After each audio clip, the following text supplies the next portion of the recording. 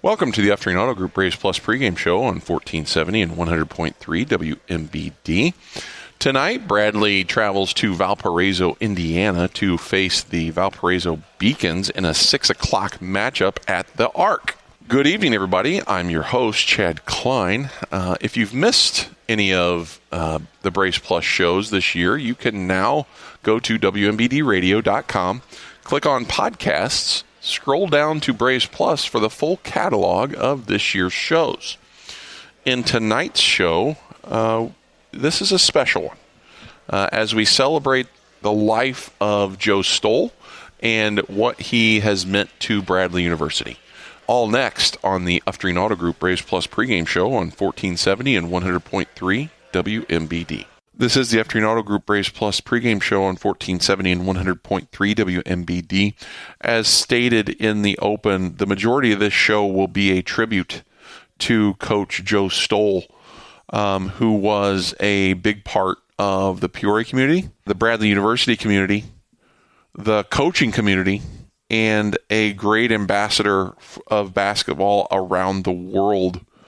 It is our humble attempt to give you a glimpse of who Coach Stoll was and what he meant to all of us.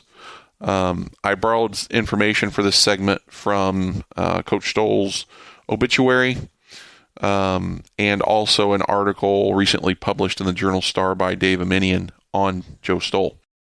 Joseph Riley Stoll was born in Lincoln, Illinois on Christmas Eve, 1926.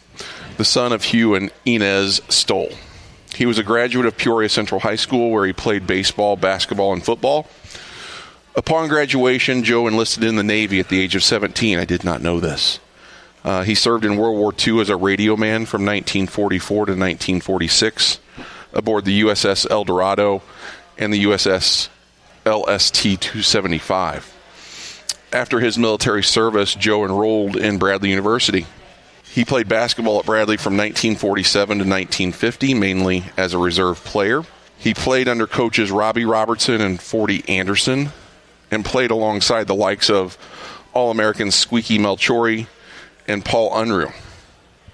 He was part of the 1949-1950 team that finished second in both the NCAA and NIT championships, finishing 32-5.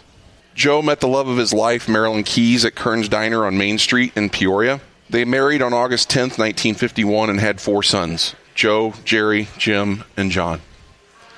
Coach Stoll began his coaching career at Armington High School. He moved on to his alma mater, Peoria High School, before being hired by Bradley as an assistant coach in 1955. In 1965, Coach Stoll was named the head basketball coach at Bradley University. He played a key role in the recruitment of Chet Walker, a future NBA star and Hall of Famer, who is one of the best basketball players Bradley has ever produced. Coach Stoll was the head coach for men's basketball for 13 years, where he had 197 wins. Coach Stoll coached the Bradley women's basketball team for 2 years from 1981 to 1983, helping them to transition to Division I. He would finish his coaching career as an assistant coach for the 1984 Egyptian Olympic basketball team. According to the Missouri Valley Conference, he is the only coach to place both a men's, Joe Allen in 1968, and women's, Judy Burns in 1982, player in the U.S. Olympic trials. But more important than his wins on the court, Joe Stoll was instrumental in recruiting some of the first African-American student athletes on the Hilltop. He helped pioneer the effort of inclusion through academics and athletics. It is said he walked out of hotels and restaurants if all of his team would not be served. On top of that, Coach Stoll was a great ambassador of the game around the world. The U.S. State Department asked Coach Stoll to conduct coaching clinics abroad. A partial list of countries that he visited: China, Japan, Taiwan, Brazil, Argentina, Uruguay, Antigua, Colombia, Spain, France, Germany, Sweden, Finland, Turkey, Australia, New Zealand, Madagascar, and Egypt. Coach Stoll told the Journal Star in 1993, "I may have conducted more coaching clinics overseas than any other American coach." After relinquishing his coaching duties, Coach Stoll served as an assistant athletic director and various other roles at Bradley until his retirement in 1988. Coach Stoll was a member of the Illinois High School Basketball Association as both a player and a coach.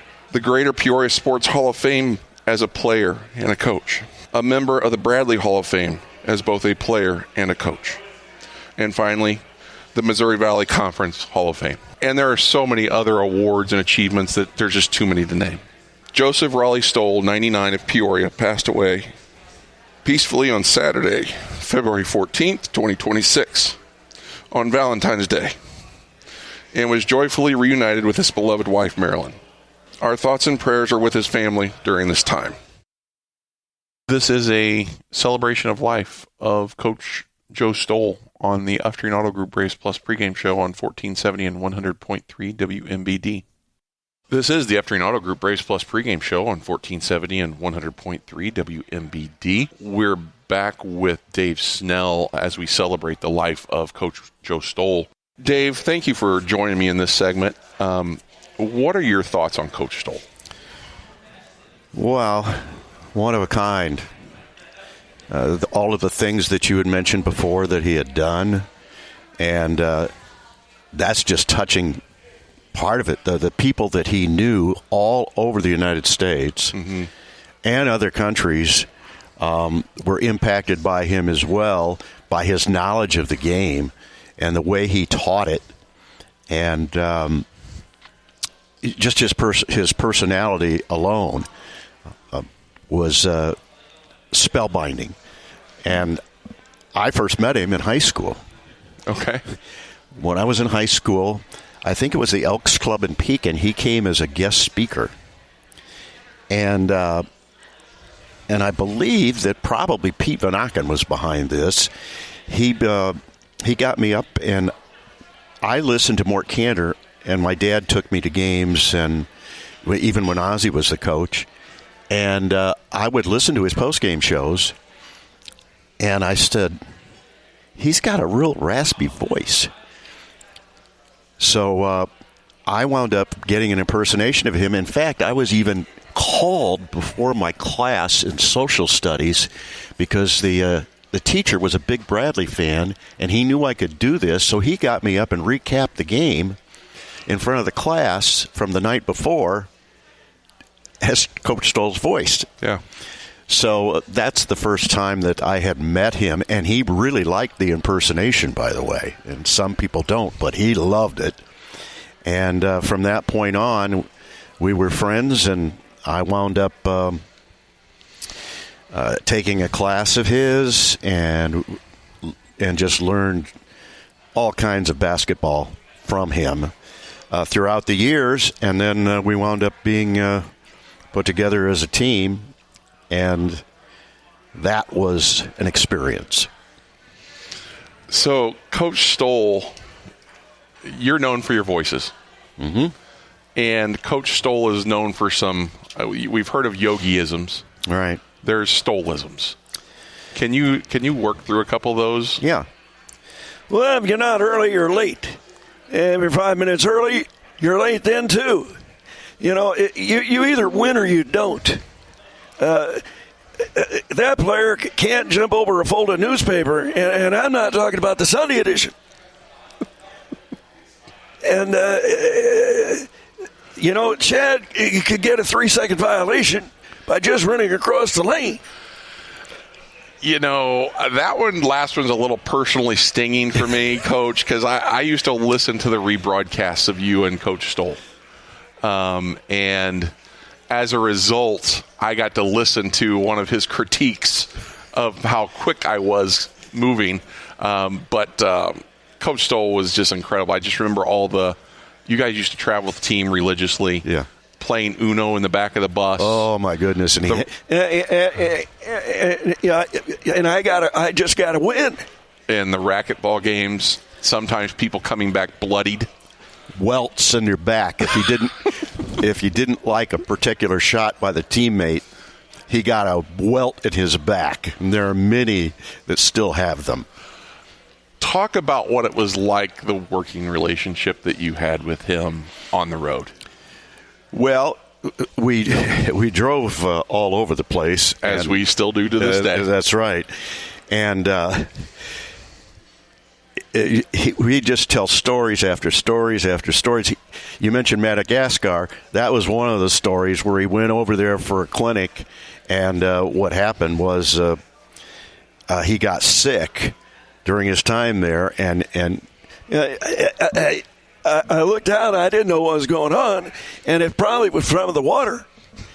Because he looked out the back window and saw a guy with a hose filling up water bottles. The plastic water bottles. Yes. and I was sick as a dog. And there was only one flight going in and out of Madagascar per week. He was stuck in Madagascar. And I mentioned in his bio the Chet Walker, one of the best players ever produced by Bradley. Can you talk a little bit about how that happened? Chet was from Benton Harbor, Michigan. L.C. Bowen also played for Bradley from there, and so did Ken Golden. Okay. So Chet visited Bradley, but he went back and he decided he was going to Nebraska. Well, Coach Stoll said, we'll give you a ride. We'll give you a ride to your college. Mm-hmm. And when he got to I-80, he went down on, at that point, 55 and wound up in Peoria. This doesn't look like Lincoln, Nebraska. Well, it's not. And he wound up on Bradley's campus and was one of the all-time great players and had a great NBA career. And they call him Chester. So in true Coach Stoll style, he basically hijacked Chet Walker. He did. And brought him to Peoria, and he had a great career. He was terrific. This is the Braves Plus pregame show on 1470 and 100.3 WMBD, remembering Coach Stoll. This is the F3 Auto Group Braves Plus pregame show on 1470 and 100.3 WMBD. As we continue to celebrate the life of Coach Joe Stoll, this is an interview on Greg and Dan with President Jim Shadid, remembering Coach Stoll. Stoll was more than a coach, broadcaster, and ambassador. He was the living bridge between generations of Bradley basketball, a steward of its history, and a champion of its future. I love those words. Yeah. Well, that's all poetic, but what I loved about Coach Stoll, like a lot of characters, former Senator Shadid, Pete Fanaka, they lived life unapologetically in the sense as they were honest about, this is who I am. This is me. And that's how Coach Stoll was. The president of Bradley is Jim Shadid. Jim joins us now. Good morning, Jim. How are you? Good morning, Greg. Good morning, Dan. I'm fine. How are you? Everybody I know that is celebrating his life, Mr. Stoll's life, Coach Stoll, all says the same thing to me. 99, man, that's pretty good. I saw his son John a couple days ago, and he said the same thing. He goes, dude, who amongst us could argue with 99? I said, no, 99 years old is pretty good. Yeah. Your reflections, Jim, because you've known Coach since you were a kid. Yeah, my reflections are, I've been saying, and it's just so true, and it applies to Coach as much as anybody probably, that we don't have to make up hypothetical stories about the alumni or the people that cross our paths at Bradley University. We have living stories of people that made the impact on other people's lives that were larger than life. Coach Stoll was an icon, and he was a mentor, and he was a transformative figure on our campus and in our community. For 70 years, that's the part that kills me. 70 years he gave to Bradley University. But here's the thing, and Jim, you're close to him, had contact with him. He's one of those guys who goes, all right, Jim, here's what you got to do. I mean, he just said it, didn't he? He just said it, and I didn't play basketball for him. I had a lot of friends that played basketball for him, but he was just like the other coaches. He didn't try to be anything better because he was the head men's basketball coach at Hostler Hall, where the coaches' offices were at the time. His coaching office was right in line with the other coaches, the baseball coach, the track coach, the swimming coach, all the rest. He was he was accessible to the student athletes and to the students. He taught courses. Just unbelievable guy and an unbelievable family. He was devoted to Bradley, devoted to his family. I talked to his son, Jim, over the last few months and over the course of the last few days. He took care of him. Just a great person. When did you first meet him? Oh, I probably met him when I was little, and he wouldn't even remember that. My dad was a Peoria police officer. He used to take my brother and I to the Bradley basketball games, sit us up on the rafters, tell us don't move until he came and got us at the end of the game. And we watched a lot of basketball games just kind of sitting in the rafters in the 60s, late 60s and early 70s and at Robertson Memorial Fieldhouse.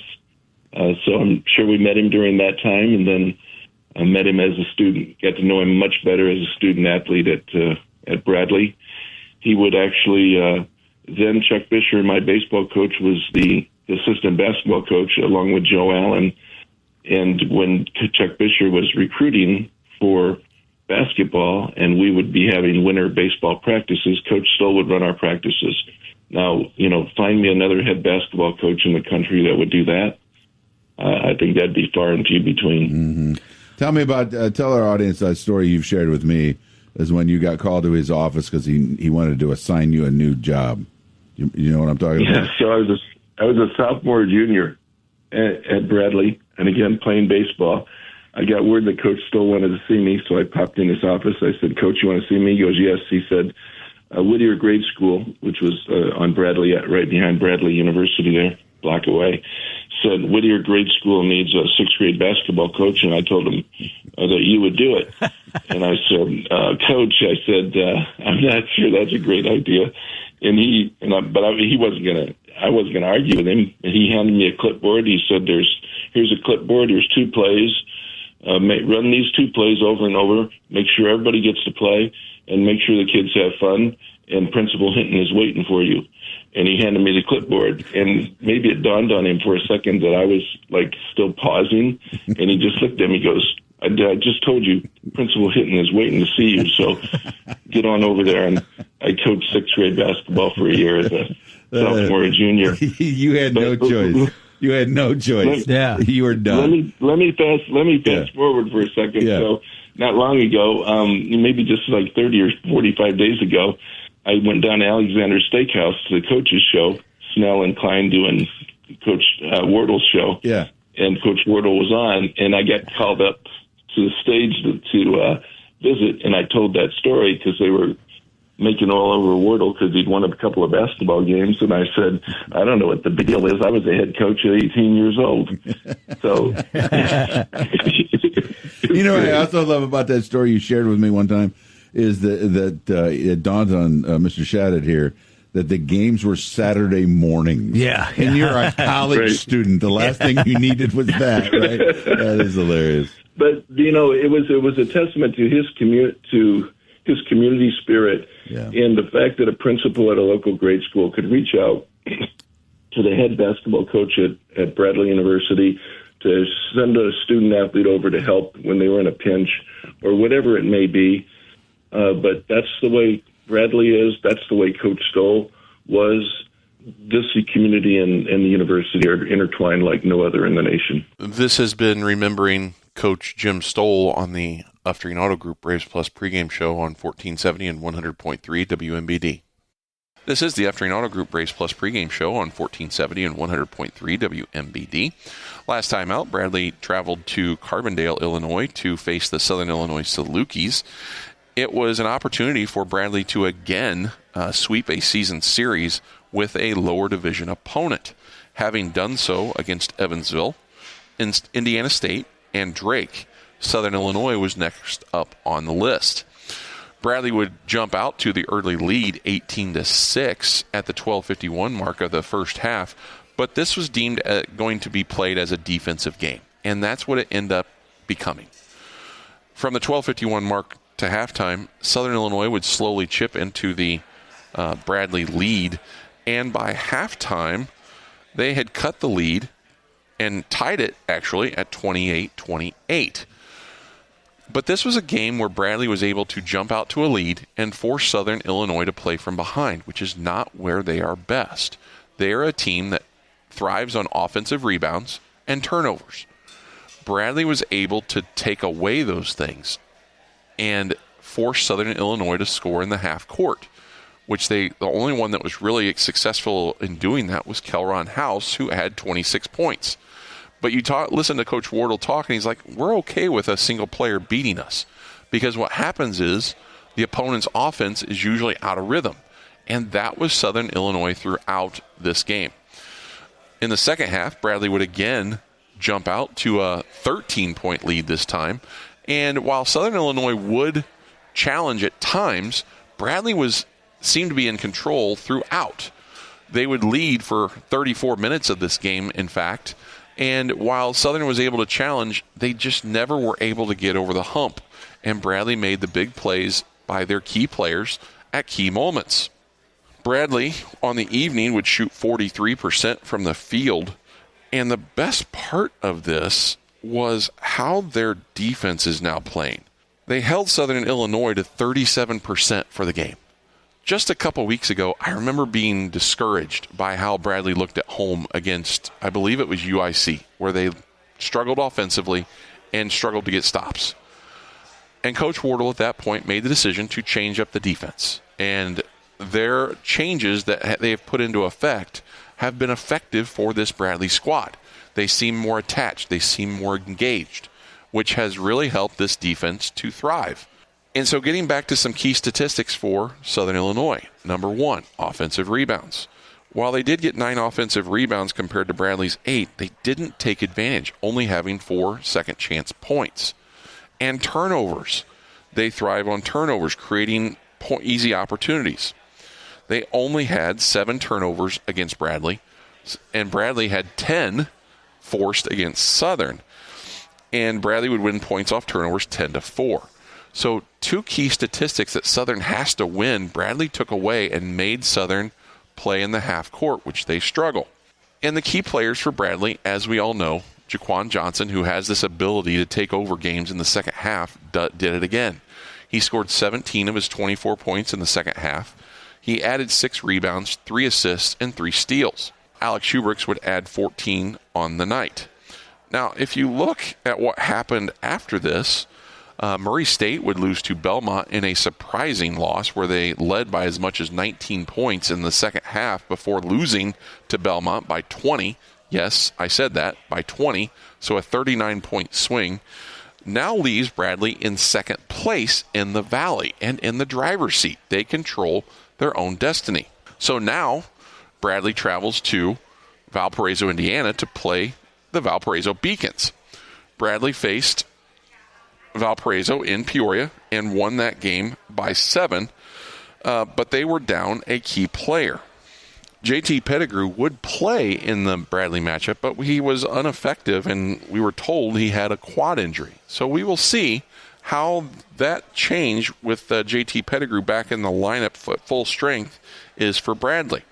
Also, Valparaiso's leading scorer is Owen Deese at 13.9 points a game, but Bradley handled him pretty well in Peoria as well. Now, the key here is Valparaiso is solid at home. They have challenged teams' home court and made it very difficult to win at the Arc, which is a unique gym. So Bradley cannot take this game for granted by any means, but they have the opportunity to control their own destiny. So we will see where that leads Bradley going forward. Up next is Dave Snell with Braves Insight and pregame comments with Coach Wardle on the Uftreen Auto Group Braves Plus pregame show on 1470 and 100.3 WMBD.